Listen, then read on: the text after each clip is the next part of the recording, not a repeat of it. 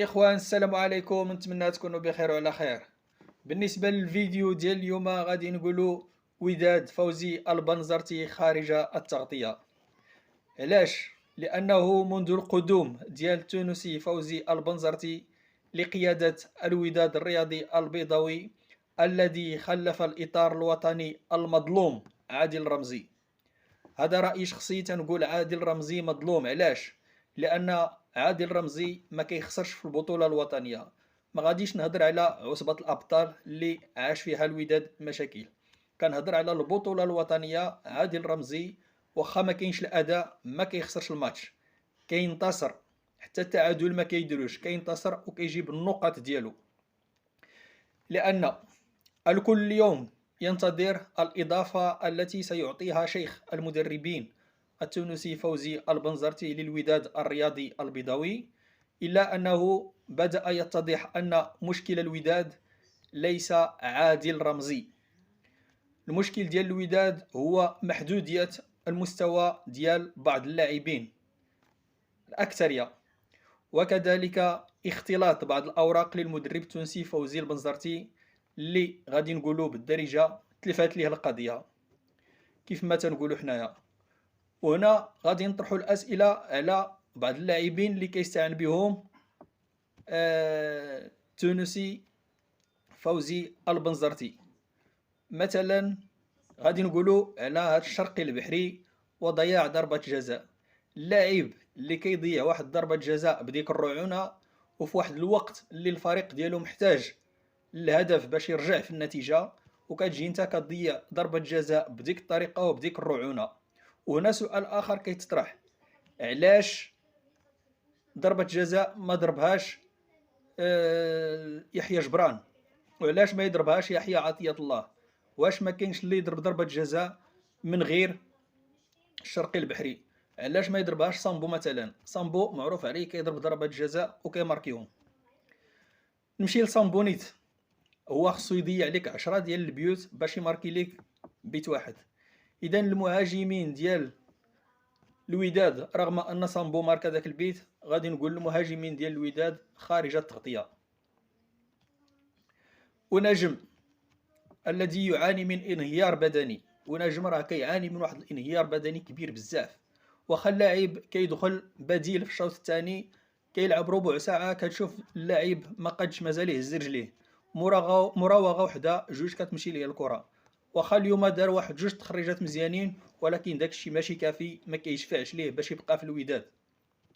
ولكن المدرب التونسي الله يهديه مازال هو في الفكر ديالو باللي ونجم هو داك ونجم اللي تتوج مع الوداد بعصبة الأبطال هذه سنتين ولا 3 سنين. لا، ونجم راه ما بقاش داك ونجم. ونجم مشات ليه الكرة، ونجم راه ولا ثقيل بزاف، ونجم انهار بدنيا.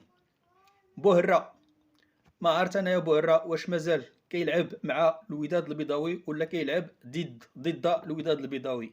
كيدخل لوسط الميدان كيرون اللاعبين، كيرون كلشي. بوهرة ما عرفت مالو، ولا غير كيخربق في وسط الميدان. نمشي للمكان الجديد ديال يحيى عطية الله، راه لا يعقل. عطية الله بلاصتو راه جناح ايسر. دخلوا البنزرتي في المقابله الاولى في ذاك المكان، فعلا ماركا ذاك البيت، راه اي واحد يقدر يماركي بحال ذاك البيت. ولكن انا غادي نهضر على المستوى العام ديال عطية الله في ذاك المكان، راه ماشي بلاصتو. عطية الله راه ما غاديش يكون اناحي ولا يكون عزيز بودربالة. عطية الله راه مدافع ايسر، كتعطيه الحريه باش يتقدم الامام وكيساعد المهاجمين وكيلعب مزيان الا خليتيه في الجناح في بلاصتو. ولكن عطية الله راه بلاصتو ماشي هي هذيك. اذا كنشوف ان فوزي البنزرتي خصو يصحح بزاف ديال الاخطاء اللي ولات كترتكب في الوداد البيضاوي. علاش؟ لان الوداد خصو يرجع للمكانه الصحيحه ديالو، خصو يرجع للانتصارات. الا مشى على هذا الحال راه محال واش يضمن المشاركه الافريقيه السنه المقبله. غادي نهضر على اولمبيك اسافي اللي خصنا نعطيوه حقه، اللي دار واحد المقابله في المستوى بقياده الاطار الوطني زكريا عبوب، الذي اشكره من هذا المنبر. نظرا للمستوى الذي ظهر به أولمبيك أسفي، والمباراة البطولية اللي دار ضد الوداد على جميع الجوانب. بصراحة أولمبيك أسفي دار واحد المباراة بطولية على جميع المستويات، وبصراحة النتيجة كانت غادي تكون أكثر من 2-1. علاش؟ لأن فريق أولمبيك أسفي تحيد ليه البيت في الشوط الأول بداعي ضربة خطأ اللي ارتكبت على يحيى جبران، وتحيد ليه الهدف في الشوط الثاني بداعي التسلل. وكاين واحد البيت اخر اللي كيتحسب الحارس المطيع اللي جبد داك البيت اللي هو هدف محقق. يعني برافو المطيع، راك ساهمتي حتى ولات النتيجة 2-1. مطيع حارس كبير. وهنا غادي نقول باللي زكريا عبوب اليوم تفوق على التونسي الفوزي البنزرتي والمساعد ديالو، لأن فريق أولمبيك أسفي تفوق في وسط الميدان على مستوى افتكاك الكرة، وكذلك على الضغط اللي كيمارسو على اللاعبين ديال الوداد. ملي كنشوفوا الكرة عند شي لاعب ديال الوداد كيمشيو ليه 3 ديال اللعابة، 2-4 ديال اللعابة من أولمبيك أسفي باش ياخذوا ليه الكرة. إذن أولمبيك أسفي دخل المقابلة بواحد القتالية، وكان عازم بغى يربح المقابلة، وفعلا كان ليه داكشي اللي بغى. والوداد البيضاوي كان ضعيف اليوم حتى لديك 5 دقائق الأخيرة، زيد عليها الوقت بدل الضائع، فاش بدات كتبان شويه ديال القوه وشويه ديال الاراده، بغاو اللعابه باش يرجعوا في النتيجه واخا يديو نقطه ديال التعادل. اذا هكذا غادي يبدا الاستنزاف ديال النقط. الا كتضيع النقط بحال هكا راه محال غادي تنافس على اللقب، ومحال تنافس على المشاركه الافريقيه. كنتمنى ان الوداد تكون واحد الاستفاقه على مستوى النتائج.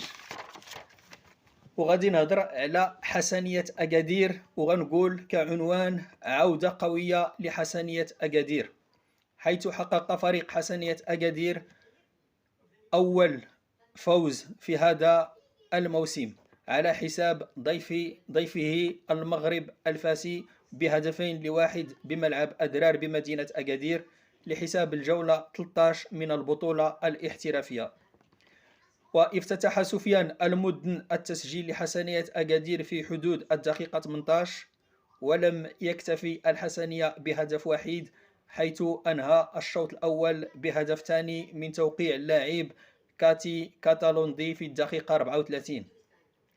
وقلص فريق المغرب الفاسي الفارق وسجل هدفه الوحيد في حدود الدقيقة 96، أي في الوقت بدل الضائع للمباراة، بواسطة اللاعب مصطفى السهد. ويعتبر هذا الفوز هو الأول لحسنية أكادير هذا الموسم، ليرفع بذلك نصيبه من النقاط إلى 9 نقاط في المركز 15 في الترتيب العام. وكنتمناو باش يكون هذا الفوز هذا هو نقطة انطلاق للفريق السوسي حسنية أكادير، الذي يحظى بقاعدة جماهيرية كبيرة، وبصراحة يستحق ترتيبا أفضل وأحسن بما هو عليه اليوم. حسنية أكادير اليوم في الصف قبل الأخير، بعد ما كان في الأسبوع الماضي في الصف الأخير، دابا راه بدا كيسترجع النقاط ديالو.